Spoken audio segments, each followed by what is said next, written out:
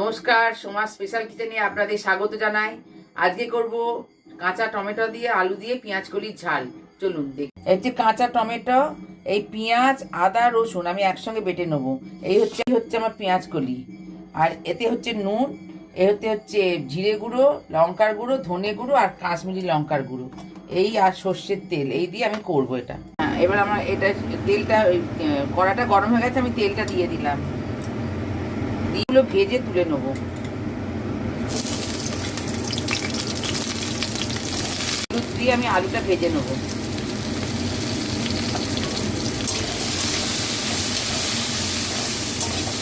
আমার আলুটা হালকা ভাজা হয়ে গেছে, আমি তুলে নিচ্ছি। এবার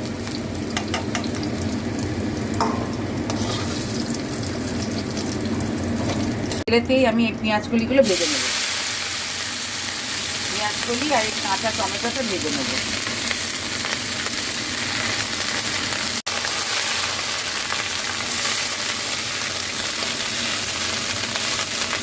এটা আমার ভাজা হয়ে গেছে, আমি তুলে নিচ্ছি।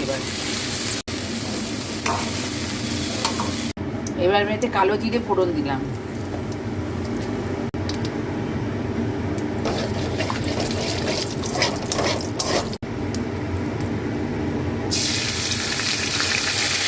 এবার আদা, পেঁয়াজ, রসুনটা বাটাটা দিয়ে দিলাম।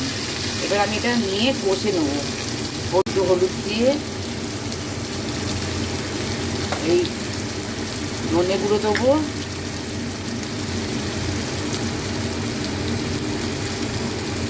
এই লঙ্কা গুঁড়ো, এই জিরে গুঁড়ো, কাশ্মীরি লঙ্কার গুঁড়ো।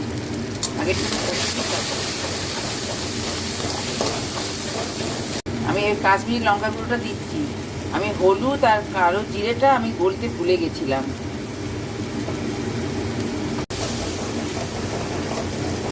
এটা আমার কষা হয়ে গেছে। এবার আমি এই পেঁয়াজ কলি, আলু আর টমেটোটা দিয়ে দিলাম, কাঁচা টমেটোটা ভাজাটা দিয়ে এবার নুন দিয়ে ঢাকা দেবো। নেড়ে